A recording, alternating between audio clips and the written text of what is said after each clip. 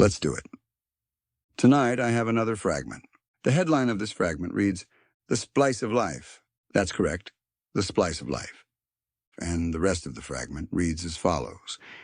And here, just a quick word to let you all know that what follows is conversation between a young man and God himself.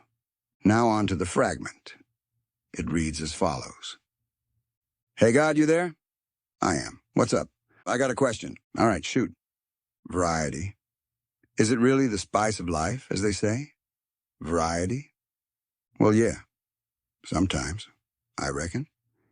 "And what about the other times?" "Well, that's a good question." "Awesome. Thanks." "Sure thing." "Well, other times, well, hard to say exactly." "Understood. How about not exactly? Is that something you can say?" "Yeah. I think I can do that." "Super. As you say, I'm all ears." "Okay. South. Sometimes, variety, as confirmed by you, God himself, and at other times, even if not exactly, you would say, what exactly?" "Right. Other times, well, I just call like I see it, right? So again, sometimes variety is the spice of life."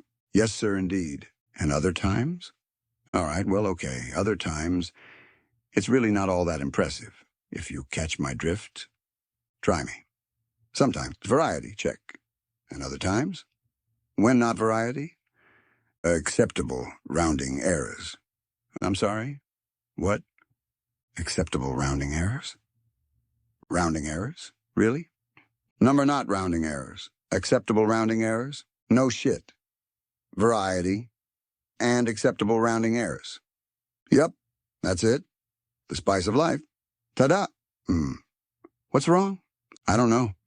I guess I was expecting something more, well, super-duper, divine, awesome. Well, these rounding errors, these acceptable rounding errors, you've probably heard of them." "Number, I don't think so." "Nope." "Sure you have?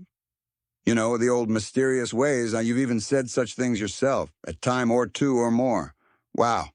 God sure does work in mysterious ways. Amazing." "Okay, South variety. Yep, that's one. And acceptable rounding errors. Bingo. That's the other." "Hey, kid, just think on it for a while. And maybe for even longer than that. All right, look, remember your last girlfriend? The one who broke up with you? After you did whatever, I can't remember. Not right now, at least." "Yeah, I remember. It wasn't my fault. I love cats." "Sure. Of course you do. Regardless, remember that day, on that one day, after you accidentally set fire to that church?" "Yeah. And it was an accident." "Yeah. I know. Whatever. Remember what you said after the police decided not to press charges?" "Yeah, I remember." "What did you say?" "Remind me, if you will." I said, "Fucking A. God sure does work in mysterious ways." "That's right. Fucking A. I work in mysterious ways. You get variety, namely, you're not with that gutter skank who accused you of making her cat vanish. And me? Well, after looking at the numbers, I realized it was yet another acceptable rounding error. Pretty groovy. No. I'm just never going to get straight answer out of you. Am I? For sure. Absolutely never. I wouldn't count on it, but, do what you want. Tonight, dear listeners, we lean into what appears at first to be comedy, but let me assure you, we are not here merely for the laugh. We are here because some of the oldest and most enduring truths wear the mask of the jester and speak in riddles to those who've forgotten how to listen. Let us begin with the headline, The Splice of Life. Not the spice, mind you, the splice. That single letter shift is no accident. This isn't about what adds flavor. This is about what cuts and joins, about editing, about montage, and perhaps most importantly, about divine revision. If spice was about enhancing what is, splice is about reshaping what was. The conversation, then, is not merely comic banter. It is an exploration of epistemology. That is, how do we know what we know? What counts as an answer? And what's the difference between divine mystery and an acceptable rounding error? Let's listen closely to the setup. A mortal asks God a question. But not just any question. He asks about variety, that unpredictable element of change that turns the routine into the unknown. And God, for once, does not thunder or strike or punish the insolence of the question. He answers, like a friend, like a bartender polishing a glass at 1:43 a.m. Sometimes, he says, I reckon. I reckon. Let us pause there. Because when the creator of all things begins his answer with, I reckon, we are in for something far more profound than if he'd spoken from a mountain. This is not dogma. This is not decree. This is the shrug of a carpenter, the smile of a parent watching their child learn to ride a bike. This is God as witness rather than God as ruler. I reckon places us within a cosmos not of certainty, but of watching, of noticing, of letting things unfold. And what unfolds here is the central tension. Sometimes variety is the spice, but at other times, that's harder. At other times, we get the fallback answer, the great catch-all of the mystic and the mathematician alike, acceptable rounding errors. Now what, I ask you, is a rounding error? It is a tiny displacement. A deviation so small it need not be corrected. The distance between 3.14159 and pi, between intent and execution, between theory and experience, between what we planned and what we lived. And these rounding errors are God's mysterious ways. Let me say it another way. What we once chalked up to divine mystery may well have been divine tolerance, not the absence of order, but a leniency embedded in it. The system allows for slippage. Not everything that happens fits cleanly into a spreadsheet, but it doesn't have to. The rounding error is the room for mercy. You see, when God lets the cat vanish, the church burn, the girl disappear, perhaps he's not asleep at the wheel. Perhaps he's letting the numbers play. Now you might ask, why would a perfect being allow for imperfection? That is the eternal sting, is it not? The job question, the Auschwitz question. But the fragment dodges this with a kind of sacred irreverence. Because here's the secret. The voice speaking to God knows he won't get a straight answer. He says so himself. And yet, he keeps asking. This is what matters. This is what separates the fool from the faithful. Not that they find answers, but that they keep asking, even when the answers are laughter and sighs. The final punchline isn't a joke. It's a pivot. It's a reversal. God says, I wouldn't count on it, but do what you want. There. That's it. That's the gospel of the Splice of Life. Freedom. Do what you want. Not because it's right, not because it's approved, but because at the end of the day, the system can handle a little slippage. The code won't crash if you improvise. You might even be part of the code rewriting itself. And so, dear listener, remember this. Sometimes variety is the spice. Sometimes the wreckage is just an acceptable rounding error. But always, always you are invited to act, to speak, to decide. Because even in a world stitched with mystery and error, the act of choosing is never meaningless. Now go, splice something beautiful. And if it burns down, well, maybe it was an acceptable error after all. Title: The Splice of Life, a reflection by the philosopher. Let us begin not with an answer, but with a question wrapped in the loose-fitting robe of a conversation. Variety. Is it really the spice of life? And from the lips of the unknowable, the infinite, the great and casual voice we name God, we hear a drawl of divine amusement. Well, yeah, sometimes, I reckon. Therein lies the seed. It is the casualness of divinity that startles us more than its power. We expect thunder. We receive a shrug. We expect revelation. We are handed the grocery receipt of existence and told to figure it out. This fragment, the splice of life, is not a joke, and yet it is funny. It is not a sermon, and yet it teaches.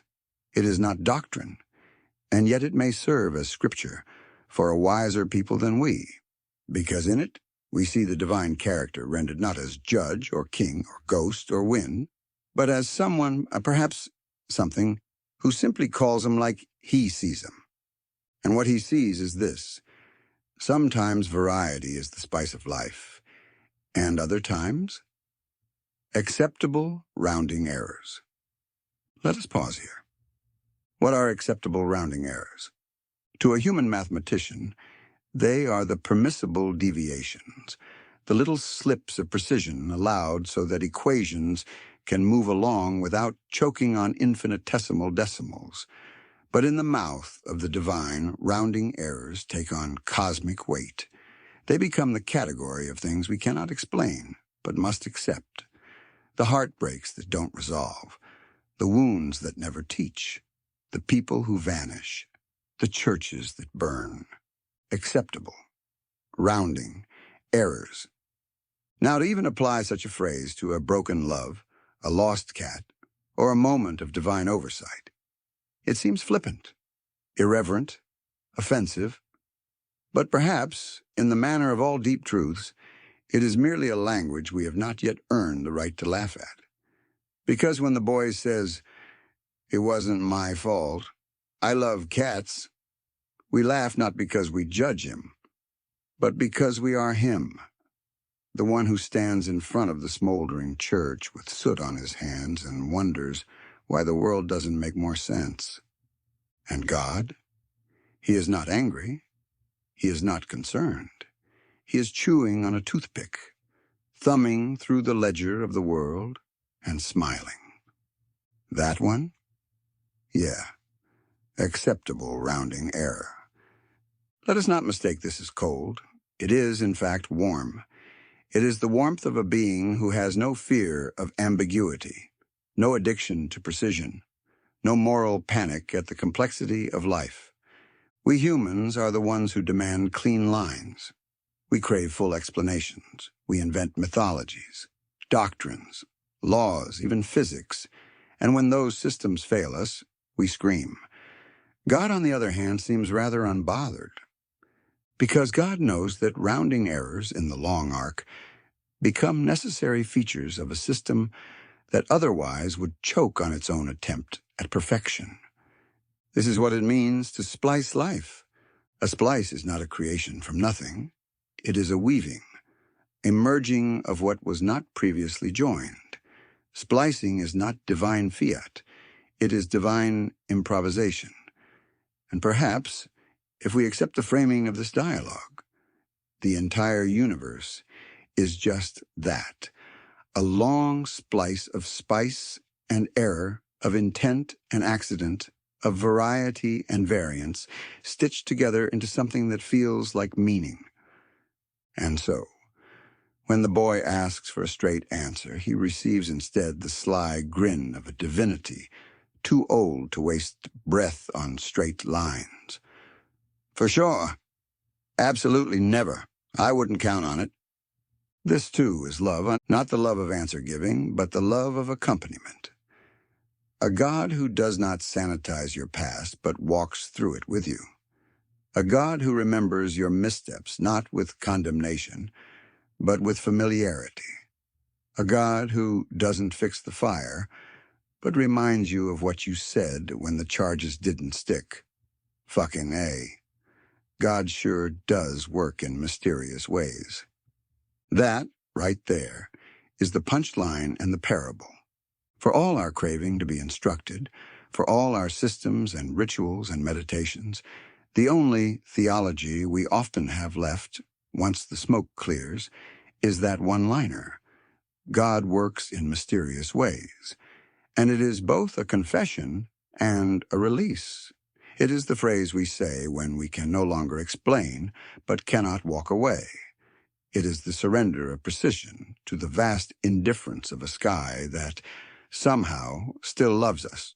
And the fragment says, you've probably said it yourself. You've played the God card, not in piety, but in sheer bewilderment. A breakup, a fire, a cop letting you go. These become little moments of divine arithmetic. And maybe, just maybe, the divine is not drawing with straight lines, but sketching in gestures and hunches, ballparking eternity, trusting the numbers to even out in the end. What does this mean for us, the listeners, the philosophers, the ones burned by life and comforted by dark humor? It means that we must find our peace not in having answers, but in asking good questions, that the divine voice may not be in the thunder, but in the soft-spoken wit of a being who says, try me. That sometimes variety is enough, and sometimes being counted as a rounding error in the great spreadsheet of existence is not a dismissal, but a reminder that even the misfits, the weirdos, the cat lovers, and accidental arsonists are included in the sum. That the heart of the world might not beat with logic, but with humor, that sly, semi-divine mechanism that allows us to stand in the ashes and laugh. So let us then revise the question. Is variety the spice of life? Sometimes, when we are lucky and the world sings, when the new thing brings wonder, when the different makes us alive. And the rest of the time? Acceptable rounding errors. The missing sock, the friend who left, the project that flopped, the church that burned, the lover who ghosted, the cat who disappeared. None of these were predicted, but all of them were permitted, not because they were beautiful, but because they were possible. And the cosmos, like God in this fragment, seems to enjoy possibility more than control. So, here we are, spliced between joy and loss, stitched together with memories, fire, and maybe a few cats. And in the end, if you want a straight answer, you're out of luck. But if you want a good conversation, pull up a chair, ask your question. God's listening, and he's got time.